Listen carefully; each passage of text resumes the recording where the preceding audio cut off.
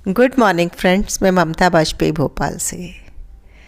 तो फरवरी का महीना चल रहा है और हमने जो सर्दियों में फूल पौधे लगाए वो बहुत अच्छे से चल रहे हैं और हमारी कोशिश रहती है कि हमें ज़्यादा से ज़्यादा फूल मिलें।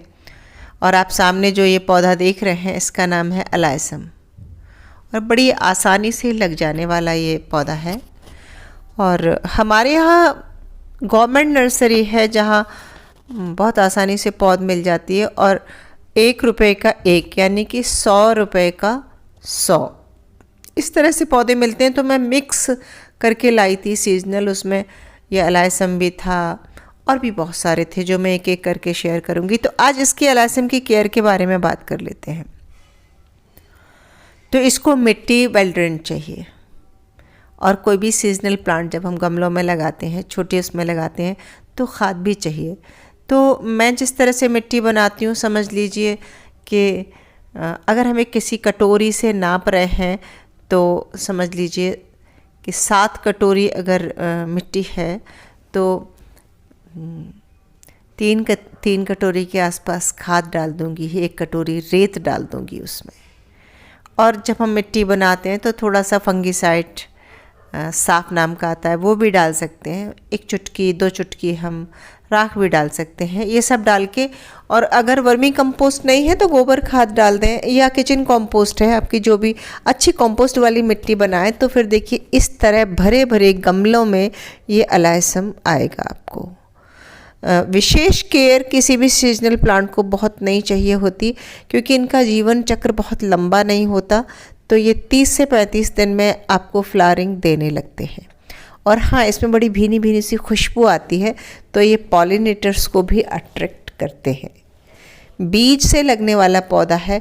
जब ये खूब फूल रहे हैं और बाहर पर हैं और गमले में हमने लगाए तो देखिए मैं इस तरह से गमले की मिट्टी में चारों तरफ गुड़ाई करती हूँ। और अगर आपके पास बहुत सारी खाद नहीं है तो आपके ही काम का है वीडियो कि मैं कैसे इसमें केयर करती हूँ कम खाद में।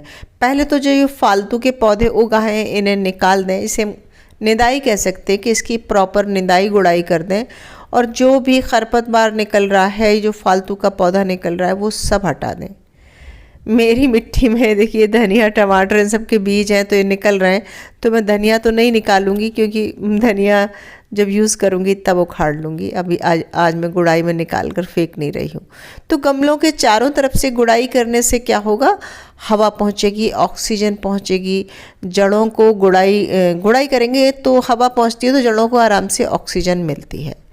और देखिए इसमें ये भी हुआ है कि जब मैंने गमले भरे हैं तो ऊपर से थोड़े खाली छोड़े हैं और जड़ों का पूरा जाल जैसा ऊपर तक आ गया है गमले में। और यही समय है कि जब पौधे को और बहुत सारा न्यूट्रिशन चाहिए, यानी कि आप लिक्विड मैन्योर दें, जो सरसों की खली वगैरह में गला के देते हैं। मैं भी देती हूँ, सरसों की खली गला कर देने से पौधा हेल्दी आता है और फूलों के रंग चटक हो जाते हैं। और मेरे पास तो मैंने कुछ ऑर्गेनिक खाद वगैरह भी ले रखी है, न्यूट्री पॉट ग्रेन्यूल्स मैंने दिखाए थे आपको तो मैंने वो भी दिए। अगर आपके पास इनमें से कुछ भी नहीं है तो भी आप निराश नहीं हो। तो भी आपको करना क्या है कि जो मिट्टी आपने पहले बनाई थी जिसमें आपने 7 कटोरी मिट्टी ली थी और 3 कटोरी खाद, वैसी ही आप 7-3 के नाप से और 1 कटोरी रेत भी लिया था और मिक्सचर तैयार करें जिसमें थोड़ा सा खाद है, बिना खाद का मिक्सचर नहीं है, बस थोड़ा सा खाद है। वो मिक्सचर रेडी करके आप रखें या जब आप पौधे लगा रहे हैं तब इकट्ठा बोरी में पूरा पॉटिंग मिक्स बना लें, पूरा मिक्सचर बना लें और आधा अपने स्टोर रूम में रख दें। तो गुड़ाई करने के बाद अब बस हम वही ताज़ा मिक्सचर और भरेंगे और इसमें 1 से 1.5 इंच ऊंची लेयर डालेंगे। देखिए इसमें थोड़ी मैंने गोबर की खाद भी मिलाई है, लैंडी की खाद है मेरे पास, तो बकरी की मेमने की खाद है, आपके पास जो भी खाद हो वो मिला के दोबारा से नई मिट्टी इसको और दे रहे हैं हम।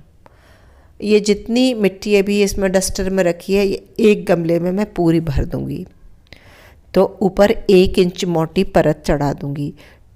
जब गमला लगा रहे होते हैं तो गमला मैं पूरा नहीं भरती हूँ कभी भी, लेकिन हर 15 से 20 दिन में ऐसे ही मैं नई फ्रेश मिट्टी की जिसमें थोड़ा सा खाद होता है और ऊपर से गमले में लगाऊंगी तो वो सारी रूट से ढक जाएंगी। जो ऊपर तक आ गई थी।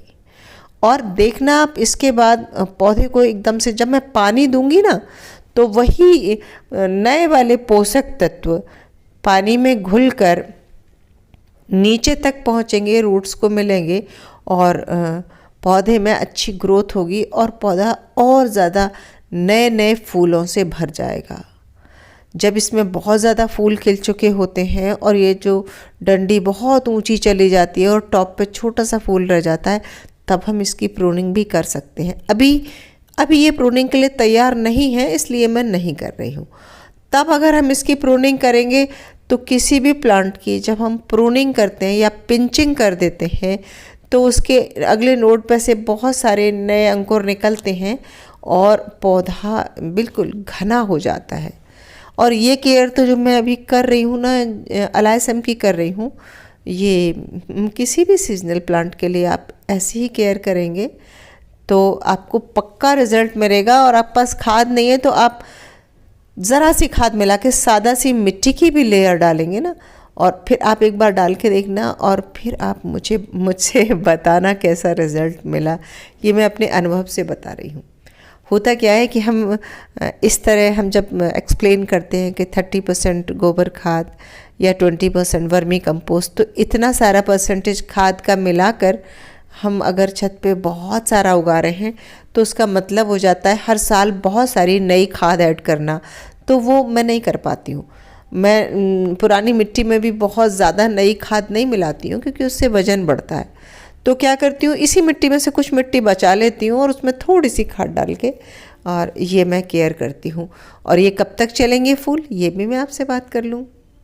तो ये मैंने लगाए थे अक्टूबर में और ये फरवरी तो पूरा चलेंगे ही, मार्च का पहला सप्ताह भी चलेंगे।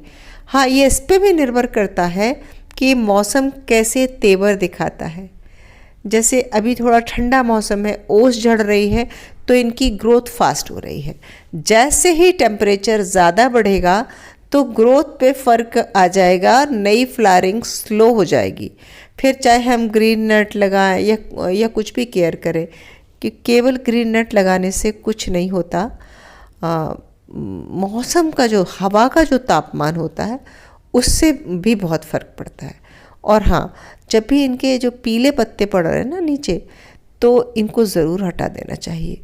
और ये सिर्फ इसलिए नहीं है कि सौंदर्य की दृष्टि से ये ख़राब लगता है, नहीं, पीले पत्ते कई बार क्या नीचे गमलों में रहते हैं और वो फिर नीचे मिट्टी में झड़ते हैं, सड़ते हैं, तो कई बार फंगस अटैक की वजह बन जाते हैं।